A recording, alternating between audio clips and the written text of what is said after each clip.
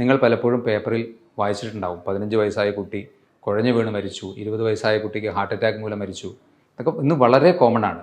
പ്രധാന കാരണം നമ്മുടെ ലൈഫ് സ്റ്റൈലിലുള്ള ചേഞ്ചസ് തന്നെയാണ്. ലോകത്തിൽ ഏകദേശം ഒരുപക്ഷെ എല്ലാ ഗ്രൂപ്പിനെയും കണക്കാക്കുകയാണെങ്കിൽ 30% പേരെ ബാധിക്കുന്ന ഒരു പ്രധാന അസുഖമാണ് ഹൈപ്പർ ടെൻഷൻ.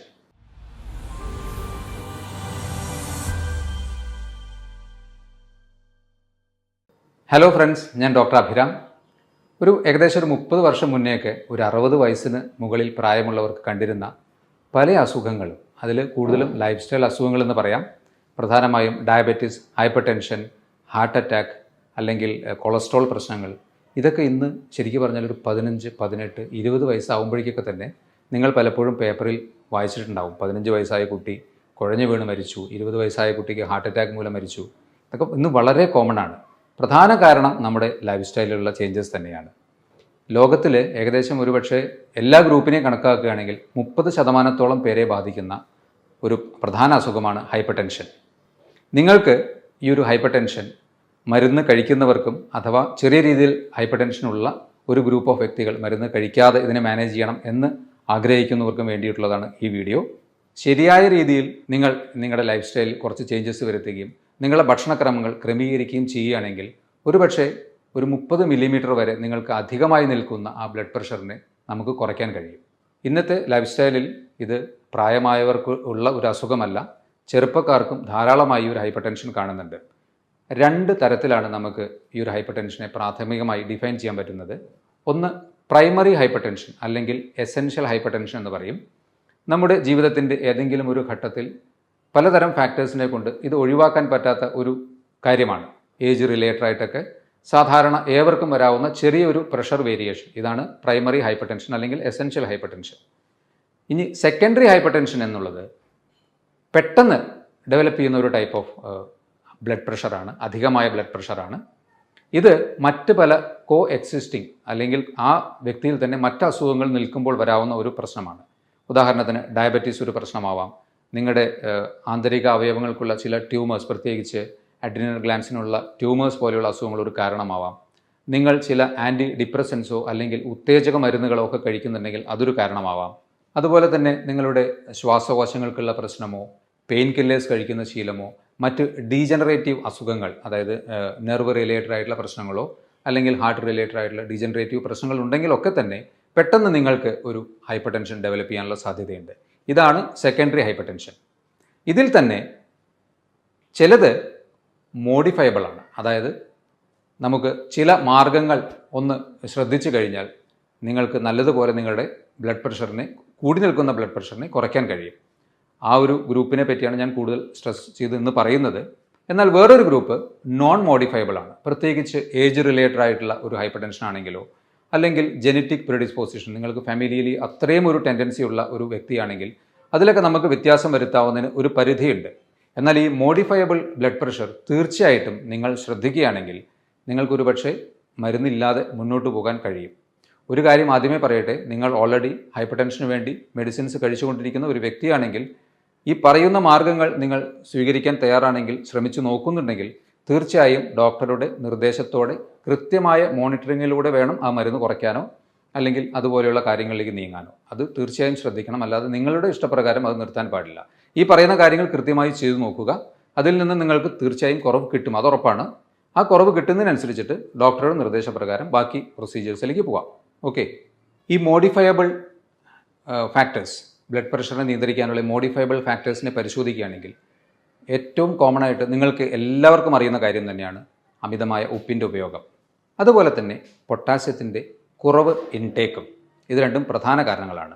ഇനി നിങ്ങൾക്ക് അധികമായി സ്ട്രെസ്സുള്ളൊരു വ്യക്തിയാണെങ്കിൽ, നിങ്ങൾക്ക് അമിത ഭാരമുണ്ടെങ്കിൽ, നിങ്ങൾ ആൽക്കഹോൾ അല്ലെങ്കിൽ സ്മോക്കിംഗ് അത്തരത്തിലുള്ള അഡിക്ഷൻസ് ഉള്ളൊരു വ്യക്തിയാണെങ്കിൽ, നിങ്ങൾ അമിതമായി മരുന്നുകൾ ഉപയോഗിക്കുന്ന ഒരു വ്യക്തിയാണെങ്കിൽ, അതുപോലെ ലാക്ക് ഓഫ് എക്സസൈസ് പ്രധാന കാരണമാണ്. നിങ്ങൾ ശരിക്കും പറഞ്ഞാൽ ഏതൊരവസരത്തിലും കുറച്ചെങ്കിലും നിങ്ങൾക്കൊരു സമയം കിട്ടുമ്പോൾ ഒരു മൂവ് അറൗണ്ട് ചെയ്യാൻ പറ്റുമെങ്കിൽ എപ്പോഴും അത് ചെയ്തുകൊണ്ടിരിക്കുക. ഇപ്പോൾ പറയപ്പെടുന്നത് sitting is the current smoking എന്നുള്ളതാണ്. അധിക നേരം ഇരിക്കുന്നത് ഒരുപക്ഷെ സ്മോക്കിങ്ങിനേക്കാൾ കൂടുതൽ നിങ്ങൾക്ക് ദോഷം ചെയ്യുന്നു. ഇത് പലരും ആലോചിക്കാത്തൊരു കാര്യമാണ്. എല്ലാവരും റിലാക്സ്ഡ് ആയിട്ട് വീട്ടിൽ നിന്ന് നേരെ വണ്ടികളിൽ കയറുന്നു, ഓഫീസിൽ നിന്നും വീണ്ടും ചെയറിലിരിക്കുന്നു, ഈ ഒരു മോഡ് തീർച്ചയായിട്ടും മാറ്റണം. നിങ്ങൾക്ക് ഒരു 5-10 മിനിറ്റ് കിട്ടുമ്പോൾ കുറച്ചെങ്കിലും എഴുന്നേറ്റ് നടക്കാൻ നിങ്ങൾ തീർച്ചയായിട്ടും ശ്രദ്ധിക്കുക. ഇതൊക്കെയാണ് മോഡിഫയബിൾ അല്ലെങ്കിൽ നിങ്ങൾക്ക് വ്യത്യാസങ്ങൾ വരുത്തി ബ്ലഡ് പ്രഷർ കുറയ്ക്കാൻ സഹായിക്കുന്ന ഘടകങ്ങൾ. ഇനി അതിൻ്റെ ഡീറ്റെയിൽസിലേക്ക് പോകാം. എങ്ങനെ നിങ്ങൾക്ക് നിങ്ങളുടെ ബ്ലഡ് പ്രഷർ ഒരു പക്ഷേ ഒരു 30 മില്ലിമീറ്റർ വരെ കുറയ്ക്കാൻ സഹായിക്കുമെന്ന് നോക്കാം. പ്രധാനമായി ഏതൊരു വ്യക്തിയും പ്രഷർ കൂടിയെന്നറിഞ്ഞാൽ ആദ്യം ചെയ്യുന്നത് ഉപ്പ് കുറയ്ക്കണം എന്നുള്ള ഒരു ചിന്ത മനസ്സിലേക്ക് വരുന്നു. ഡോക്ടറും അത് തന്നെ പറയുന്നു, ശരി തന്നെയാണ്. എന്നാൽ ആവറേജ് ഒരു വ്യക്തിക്ക് വേണ്ട സോഡിയത്തിൻ്റെ അളവ് ഏകദേശം 2 മുതൽ 2.5 ഗ്രാം വരെയാണ്. എന്നാൽ ഒരു ആവറേജ് ഇന്ത്യൻ കഴിക്കുന്ന സ്റ്റാറ്റിസ്റ്റിക്സ് പ്രകാരം കണ്ടുപിടിക്കപ്പെട്ടിട്ടുള്ളത് 8 മുതൽ 12 ഗ്രാം വരെ ഉപ്പാണ്. ഒന്ന് ആലോചിച്ച് നോക്കൂ, ഏകദേശം 4-5 ഇരട്ടിയാണ് നമ്മൾ കഴിക്കുന്നത്. അപ്പോൾ എല്ലാവരും വിചാരിക്കും, ഞാൻ ഡോക്ടർ പറഞ്ഞതുപോലെ കറികളെല്ലാം ഉപ്പ് കുറച്ചിട്ടുണ്ടല്ലോ, അല്ലെങ്കിൽ ഉപ്പ് ഉൾപ്പെട്ട ഡയറക്റ്റായിട്ടുള്ള മറ്റ് സ്നാക്സ് ഒന്നും കഴിക്കുന്നില്ലല്ലോ. ശരിയായിരിക്കാം, പക്ഷെ നിങ്ങൾ അറിയാതെ നിങ്ങളുടെ ശരീരത്തിനുള്ളിൽ ചെല്ലുന്ന ഉപ്പിൻ്റെ ചില സോഴ്സസ് ഞാൻ പറയാം. ഫോർ എക്സാമ്പിൾ, നിങ്ങൾ ഹൈപ്പർ ടെൻഷൻ മാത്രമേ ഉള്ളൂ, ഡയബറ്റീസ് ഇല്ലാത്തൊരു വ്യക്തിയാണെന്ന് വിചാരിക്കുക. നിങ്ങൾക്ക് തീർച്ചയായിട്ടും ബ്രെഡ് കഴിക്കാമല്ലോ. ബ്രേക്ക്ഫാസ്റ്റിന് നിങ്ങൾ 5-8 പീസ് ബ്രെഡ് കഴിച്ചു എന്ന് വിചാരിക്കുക. അതുപോലെ തന്നെ മറ്റൊരു അവസരത്തിൽ സ്നാക്സ് ആയിട്ട് ബിസ്ക്കറ്റോ അല്ലെങ്കിൽ പാക്കറ്റിൽ ഉൾപ്പെട്ട വലിയ ഉപ്പില്ല എന്ന് തോന്നുന്ന എന്തെങ്കിലും ഒരു സ്നാക്സ് നിങ്ങൾ കഴിച്ചു എന്ന് വിചാരിക്കുക. ഇതിൻ്റെയൊക്കെ പുറത്ത് എഴുതിയിരിക്കുന്ന ഇൻഗ്രീഡിയൻസ് നിങ്ങൾ എപ്പോഴെങ്കിലും വായിച്ചു നോക്കിയിട്ടുണ്ടോ? എല്ലാത്തിലും ഒരു ടേസ്റ്റ് മേക്കറായിട്ട് മെയിൻ ഇൻഗ്രീഡിയൻറ്റ് സോൾട്ട് തന്നെയാണ്. ഒരു ബ്രെഡ് പ്ലസ് അതിൻ്റെ കൂടെ ബട്ടർ കഴിച്ചു, അത് സോൾട്ടഡ് ബട്ടർ ആണെങ്കിൽ നിങ്ങളറിയാതെ അത്രയും ഉപ്പ് നിങ്ങളുടെ ഉള്ളിൽ ചെന്നു. നമ്മളൊരു പാർക്കിലോ അല്ലെങ്കിൽ ഈവനിങ് ഒരു ബീച്ചിലൊക്കെ പോകുമ്പോൾ വളരെ നിരുപദ്രവകരം എന്ന് കരുതുന്ന ഹൈപ്പർ ടെൻഷനുള്ള ഒരു വ്യക്തിക്കാണ് ഞാൻ പറയുന്നത്, നിലക്കടല വാങ്ങി കഴിക്കുന്നു. ആ ഉപ്പിൽ വറുത്തതുകൊണ്ട് മാത്രമാണ് അതിന് അത്രയും ടേസ്റ്റ്. ആ ഉപ്പ് നിങ്ങളുടെ ഉള്ളിൽ ചെല്ലുന്നു. ഇതുപോലെ പാക്കറ്റിൽ വരുന്ന എല്ലാ ഭക്ഷണങ്ങൾക്കും ഈ ഉപ്പ് ഒരു പ്രധാന ഘടകമാണ്.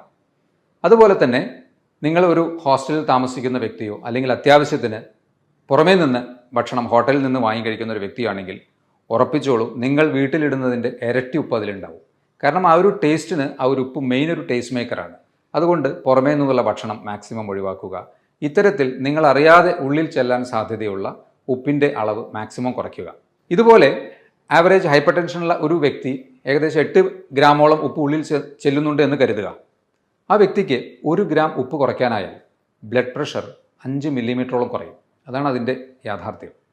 അപ്പോൾ അതുകൊണ്ട് ഉപ്പ് നിങ്ങൾ മാക്സിമം ഇത്തരത്തിലുള്ള സോഴ്സുകളിൽ നിന്ന് മാക്സിമം കുറയ്ക്കാൻ ശ്രമിക്കുക. ഇതിൻ്റെ കൂടെ ഉപ്പിനെ കൗണ്ടർ ചെയ്യുന്ന വേറൊരു എലമെൻ്റാണ് പൊട്ടാസ്യം. ഇത് ശരിക്കും ഒരു വ്യക്തിക്ക് പെർ ഡേ വേണ്ടത് 4 മുതൽ 4.5 ഗ്രാമാണ്. എന്നാൽ നമ്മൾ ഏതൊരു വ്യക്തിയും പൊട്ടാസ്യം കഴിക്കുന്നത് വളരെ കുറവും ഉപ്പ് കഴിക്കുന്നത് വളരെ കൂടുതലുമാണ്. പൊട്ടാസ്യത്തിൻ്റെ മാക്സിമം ഇൻടേക്ക് ഒരു ആവറേജ് സ്റ്റാറ്റിസ്റ്റിക്സിൽ 1-2 ഗ്രാമാണ്. അപ്പോൾ നിങ്ങൾ പൊട്ടാസ്യത്തിൻ്റെ അളവ് കൂട്ടുക. അതിന് ഏറ്റവും സിംപിളസ്റ്റ് ആയിട്ടുള്ള ഒരു സോഴ്സ് നേന്ത്രപ്പഴം കഴിക്കുക എന്നുള്ളതാണ്. അത് മാത്രം കഴിച്ചാൽ തന്നെ 1-2 നേന്ത്രപ്പഴം, ഒരു മീഡിയം സൈസ് നേന്ത്രപ്പഴം നിങ്ങൾ കഴിക്കുകയാണെങ്കിൽ 420 മില്ലിഗ്രാമോളം പൊട്ടാസ്യം അതിൽ നിന്ന് നിങ്ങൾക്ക് കിട്ടും. 1-2 നേന്ത്രപ്പഴം കഴിക്കാൻ പറ്റിയാൽ അതിൽ തന്നെ ഈ ഉപ്പിൻ്റെ എഫക്റ്റിനെ കൗണ്ടർ ചെയ്യാനുള്ള പൊട്ടാസ്യം നമുക്കായി. അങ്ങനെ ചെയ്യുകയാണെങ്കിൽ നിങ്ങൾക്ക് വീണ്ടും 4-5 മില്ലിമീറ്റർ മെർക്കുറി ഓഫ് പ്രഷർ കുറയ്ക്കാൻ കഴിയും. പൊട്ടാസ്യം ഉള്ളിൽ ചെല്ലാനുള്ള ഒരു മാർഗ്ഗം ഞാൻ പറഞ്ഞു. ഇനി നിങ്ങൾക്ക് ഉപ്പ് കൂടിയേ തീരൂ അല്ലെങ്കിൽ അതിൻ്റെ ഒരു ടേസ്റ്റ് അത്യാവശ്യമാണെന്ന് തോന്നുകയാണെങ്കിൽ, മറ്റ് ശാരീരിക പ്രശ്നങ്ങളും ഒന്നുമില്ലാത്തൊരു വ്യക്തിയാണെങ്കിൽ, അതായത് നിങ്ങളുടെ കിഡ്നിക്കൊന്നും പ്രത്യേകിച്ച് എക്സ്ട്രാ പ്രശ്നമൊന്നും ഇല്ലെങ്കിൽ, നിങ്ങൾക്ക് ഇന്ദുപ്പ് മോഡറേറ്റ് ആയിട്ടുള്ള അളവിൽ ഉപയോഗിക്കാവുന്നതാണ്. ഇന്ദുപ്പ് പൊട്ടാസ്യം ക്ലോറൈഡാണ്. അതൊരു മോഡറേറ്റ് ആയിട്ടുള്ള ലെവലിൽ നിങ്ങൾക്ക് ഇന്ദുപ്പ് ഈ സോഡിയം ക്ലോറൈഡിന് പകരം സബ്സ്റ്റിറ്റ്യൂട്ട് ചെയ്യാം. അപ്പോൾ ആ ഉപ്പിൻ്റെ ടേസ്റ്റ് അത്യാവശ്യം കിട്ടുകയും ചെയ്യും. അതുപോലെ സോഡിയത്തിൻ്റെ സൈഡ് എഫക്ട്സ് അല്ലെങ്കിൽ ബാഡ് എഫക്ട്സ് ഉണ്ടാവുകയുമില്ല. പക്ഷേ നിങ്ങൾ ഓർമ്മിക്കണം, മറ്റ് അസുഖങ്ങളും ഒന്നും ഇല്ലാത്തൊരു വ്യക്തിക്ക് മാത്രമേ അത് ഉപയോഗിക്കാൻ പാടുള്ളൂ. ഇനി ഹൈപ്പർ ടെൻഷന് ഇന്ന് ഏറ്റവും പ്രചാരത്തിലുള്ള ഒരു ഡയറ്റാണ് ഡാഷ് ഡയറ്റ് എന്നുള്ളത്. ഡാഷ് ഡയറ്റ് എന്നാൽ dietary approach to stop hypertension എന്നുള്ളതാണ്. ഈ ഡയറ്റിൽ വളരെ സിമ്പിളായിട്ടുള്ള നിങ്ങൾക്ക് ചെയ്യാവുന്ന കാര്യങ്ങളാണ്: ഫൈബർ കൂടിയ ഭക്ഷണങ്ങൾ കൂടുതൽ ഉൾപ്പെടുത്തുക, നാരുകൾ അടങ്ങിയ ഭക്ഷണങ്ങൾ കൂടുതൽ ഉൾപ്പെടുത്തുക, ഫ്രൂട്ട്സ് ആൻഡ് വെജിറ്റബിൾസ് കൂടുതൽ ഉൾപ്പെടുത്തുക, അനിമൽ പ്രോട്ടീൻ മാക്സിമം കുറയ്ക്കുക, പ്രത്യേകിച്ച് ഫ്രൈഡ് പ്രോട്ടീൻ. ലീൻ പ്രോട്ടീൻ പിന്നെയും കുറച്ച് ഓക്കെയാണ്, അതായത് ഗ്രിൽഡ് ആയിട്ടുള്ള പ്രോട്ടീൻ കുറച്ചും കൂടി ഓക്കെയാണ്. Fried protein, animal protein maximum avoid ചെയ്യുക. പ്ലാന്റ് പ്രോട്ടീൻ കൂടുതലായിട്ട് ഉൾപ്പെടുത്തുക. റെഗുലർ ആയിട്ടുള്ള എക്സസൈസ് ഉൾപ്പെടുത്തുക. അതുപോലെ തന്നെ കൃത്യമായ ഉറക്കം, സ്ട്രെസ്സ് കുറയ്ക്കാനുള്ള മാർഗ്ഗങ്ങൾ. ഇതാണ് ഒരു ഓവറോൾ ഡാഷ് ഡയറ്റിനെ പറ്റി നോക്കുകയാണെങ്കിൽ നമുക്ക് കിട്ടുന്ന ഒരു പിക്ചർ. അപ്പോൾ ഈ രീതിയിൽ നിങ്ങൾക്ക് പ്രാക്ടീസ് ചെയ്യാൻ പറ്റുകയാണെങ്കിൽ വീണ്ടും നിങ്ങൾക്ക് നല്ല രീതിയിൽ നിങ്ങളുടെ ഹൈപ്പർ ടെൻഷനെ കുറയ്ക്കാൻ പറ്റും. അടുത്തത്, നിങ്ങൾക്ക് ഒമേഗ 3 ഫാറ്റി ആസിഡ്സ് ഉൾപ്പെട്ട ഭക്ഷണങ്ങൾ കൂടുതൽ ഉൾപ്പെടുത്താൻ പറ്റുകയാണെങ്കിൽ, പ്രത്യേകിച്ച് ഫിഷ് ഓയിൽ അല്ലെങ്കിൽ ഫ്ലാക്സ് സീഡ്, ലിൻസീഡ്, അത്തരത്തിലുള്ള സീഡ് ഓയിൽസോ അല്ലെങ്കിൽ സൺഫ്ലവർ സീഡ് ഓയിൽ, ഇതൊക്കെ കൂടുതലായിട്ട് ഉൾപ്പെടുത്താൻ പറ്റുമെങ്കിൽ നിങ്ങൾക്ക് വീണ്ടും ഒരു പരിധിവരെ നിങ്ങളുടെ ഹൈപ്പർ ടെൻഷനെ കുറയ്ക്കാൻ പറ്റും. അതെല്ലാം മോഡറേറ്റ് ആയിട്ടുള്ള ലെവലിൽ നിങ്ങൾ ഉൾപ്പെടുത്തുക. അതുപോലെ മഗ്നീഷ്യം കൂടുതലായിട്ടുള്ള ഭക്ഷണങ്ങൾ, ഒമേഗ 3 ഫാറ്റി ആസിഡ്സും മഗ്നീഷ്യം കൂടുതലായിട്ടുള്ള ഭക്ഷണങ്ങൾ ഉൾപ്പെടുത്തിയാൽ നിങ്ങൾക്ക് വീണ്ടും നിങ്ങളുടെ ഹൈപ്പർ ടെൻഷനെ കുറയ്ക്കാം. അടുത്ത പ്രധാന വില്ലൻ ആരാണ്? ഒബേസിറ്റി അഥവാ പൊണ്ണത്തടി തന്നെയാണ്. ഒരു 170 സെൻറ്റിമീറ്റർ ഹൈറ്റുള്ള ഒരു വ്യക്തി, അദ്ദേഹത്തിന് ആവറേജ് വേണ്ടത് ഒരു 68 മുതൽ 72 കിലോ ഭാരമാണെന്ന് വിചാരിക്കുക. പക്ഷേ ആ വ്യക്തിക്ക് ഒരു 90 അല്ലെങ്കിൽ 95 കിലോ ഉണ്ട്, പ്ലസ് അദ്ദേഹം ഹൈപ്പർ ടെൻസീവുമാണ്. തീർച്ചയായിട്ടും ഹൈപ്പർ ടെൻഷൻ വരാനുള്ള സാധ്യത എത്രയോ കൂടുതലാണ് ഭാരം കൂടുന്നതിനനുസരിച്ചിട്ട്.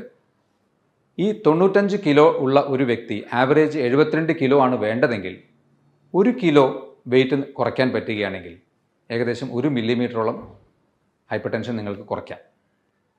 ഒരു 10 കിലോ കുറയ്ക്കാൻ പറ്റുകയാണെങ്കിൽ ഒരു 180ലാണ് നിങ്ങളുടെ പ്രഷർ നിൽക്കുന്നതെങ്കിൽ അത് 170ലേക്ക് എത്തിക്കാം. വീണ്ടും ഒരു 10 കിലോ കുറയ്ക്കുകയാണെങ്കിൽ വീണ്ടും ഒരു 170ലേക്ക് എത്തിക്കാം.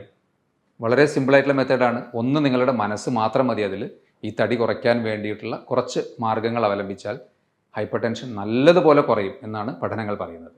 അടുത്തത്, ഇന്നത്തെ ഒരു ഫാസ്റ്റ് ലൈഫിൽ ഒട്ടുമിക്ക പേർക്കും പറ്റാത്ത ഒരു കാര്യമാണ് എക്സസൈസ്. റെഗുലറായിട്ടുള്ള എക്സസൈസ് നിങ്ങൾക്ക് ചെയ്യാൻ പറ്റുകയാണെങ്കിൽ മിനിമം 30 മിനിറ്റ്സ് പെർ ഡേ അല്ലെങ്കിൽ ഓൾട്ടർനേറ്റ് ഡേയ്സിൽ ഒരു 40 മിനിറ്റ്സ് എങ്കിലും നിങ്ങൾക്ക് ഒരു മോഡറേറ്റ് ടു സിവിയർ അല്ലെങ്കിൽ വിഗറസ് എക്സസൈസ് ചെയ്യാൻ പറ്റുമെങ്കിൽ നല്ലതുപോലെ ഹൈപ്പർ ടെൻഷനെ കുറയ്ക്കാൻ പറ്റും. പക്ഷേ എപ്പോഴാണോ നമ്മൾ അത്തരത്തിലുള്ളൊരു എക്സസൈസ് ചെയ്യുമ്പോൾ നിങ്ങൾക്ക് എന്തെങ്കിലും ഒരു അസ്വാസ്ഥ്യം തോന്നുന്നത്, ആ സ്റ്റേജിൽ വെച്ച് അത് നിർത്തുക. പിന്നീട് അത് കണ്ടിന്യൂ ചെയ്ത് കുറയ്ക്കാൻ വേണ്ടി ശ്രമിക്കരുത്. കാരണം നമ്മുടെ ആന്തരിക അവയവങ്ങളുടെ ഒരു അവസ്ഥ നമുക്കറിയില്ല പലപ്പോഴും, പ്രത്യേകിച്ച് ഹാർട്ടിൻ്റെയൊക്കെ.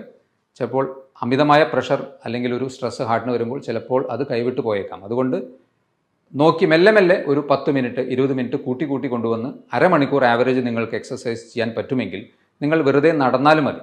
സിമ്പിളായിട്ടുള്ള നടത്തമോ അല്ലെങ്കിൽ മറ്റ് ജോഗിങ് പോലെയുള്ളതോ അല്ലെങ്കിൽ യോഗ പോലെയുള്ള പ്രാക്ടീസസോ ഇതൊക്കെ നിങ്ങൾക്ക് പ്രാക്ടീസ് ചെയ്യാം. ആവറേജ് ഒരു 30 മിനിറ്റ്സ് നിങ്ങൾക്ക് ഇതിനു വേണ്ടി റെഗുലറായിട്ട് നീക്കി വയ്ക്കാൻ പറ്റുമെങ്കിൽ തീർച്ചയായും നിങ്ങളുടെ ബ്ലഡ് പ്രഷർ അധികമായി നിൽക്കുന്നത് നല്ലതുപോലെ കുറയും. കൃത്യമായ ഉറക്കം, എല്ലാ അവയവങ്ങൾക്കും ഒരു റിലാക്സേഷൻ ഇൻക്ലൂഡിങ് മൈൻഡിന് കിട്ടാൻ വേണ്ടി ആവറേജ് ഒരു 7 മുതൽ 8 മണിക്കൂർ കൃത്യമായിട്ടുള്ള ഉറക്കം നിങ്ങൾക്ക് കിട്ടണം. രാത്രി നിങ്ങൾക്ക് ഉറങ്ങാൻ കുറച്ച് സമയം കുറവുണ്ടെങ്കിൽ അത് പകൽ കുറച്ച് സമയമെങ്കിലും ഉറങ്ങി അതിനെ കോമ്പൻസേറ്റ് ചെയ്യുക. അത് കൃത്യമായ ഉറക്കം കിട്ടിയാലും ഹൈപ്പർ ടെൻഷൻ കുറയും. അഡിക്ഷൻസ് എന്തോ ആയിക്കോട്ടെ, ചായ, കാപ്പി, ആൽക്കഹോൾ, സ്മോക്കിംഗ്, ഏതൊന്നും നിങ്ങൾ ഒരു അഡിക്ഷൻ്റെ സ്റ്റേജിലേക്ക് പോയിട്ടുണ്ടെങ്കിൽ അതിനെ കംപ്ലീറ്റ് കട്ട് ചെയ്യുക. സംശയമേ വേണ്ട, നമുക്ക് നമ്മുടെ ഹെൽത്ത് തന്നെയാണ് പ്രധാനം, അല്ലാതെ ആ സ്മോക്കിങ്ങിലൂടെ കിട്ടുന്ന ഒരു ടേസ്റ്റ് അല്ല എന്ന് ഒരു ഓർമ്മ ഉണ്ടെങ്കിൽ തീർച്ചയായും ഇന്നു മുതൽ തന്നെ നിങ്ങൾ അഡിക്ഷൻസ് എന്തുണ്ടെങ്കിലും അത് കട്ട് ചെയ്യുക. നല്ലതുപോലെ നിങ്ങളുടെ ഹൈപ്പർ ടെൻഷൻ കുറയും. ഹൈപ്പർ ടെൻഷൻ്റെ ഒരു പ്രധാന കാരണമായി പറയുന്നത് സ്ട്രെസ്സ് തന്നെയാണല്ലോ. അപ്പോൾ ആ സ്ട്രെസ്സ് കുറയ്ക്കാൻ കുറച്ച് സമയം നിങ്ങൾ എക്സസൈസ് ഒരു നല്ല മാർഗ്ഗമാണ്. ഫിസിക്കലി റിലാക്സ്ഡ് ആകുമ്പോൾ മൈൻഡ് ഓട്ടോമാറ്റിക്കലി നല്ലതുപോലെ റിലാക്സ്ഡ് ആവും.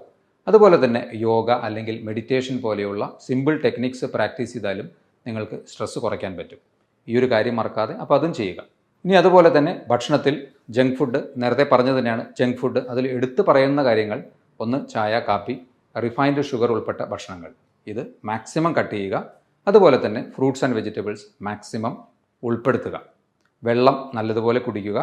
ഫ്രീക്വൻറ്റ് ഇൻ്റർവെൽസിൽ മറക്കാതെ വെള്ളം കുടിച്ചുകൊണ്ടിരിക്കുക. ഇത്രയും കാര്യങ്ങൾ ജനറലായിട്ട് ചെയ്തു കഴിഞ്ഞാൽ ഉറപ്പാണ് നിങ്ങളുടെ ബ്ലഡ് പ്രഷർ ഏകദേശം ഒരു 20 മുതൽ 30 മില്ലിമീറ്റർ വരെ കുറയുമെന്നുള്ളത്. കൂടി നിൽക്കുന്ന ഒരു വ്യക്തിക്ക് ഇത് പരീക്ഷിച്ച് നോക്കാവുന്നതാണ്, തീർച്ചയായിട്ടും കുറയും. ഹൈപ്പർ ടെൻഷനുള്ള ഒട്ടനവധി വ്യക്തികൾക്ക് ഇത്രയും ഇൻഫർമേഷൻസ് തീർച്ചയായും യൂസ്ഫുൾ ആയിരിക്കും. ഇതുപോലെ മറ്റൊരു ഹെൽത്ത് ടോപ്പിക്കുമായി വീണ്ടും കാണാം. ബൈ.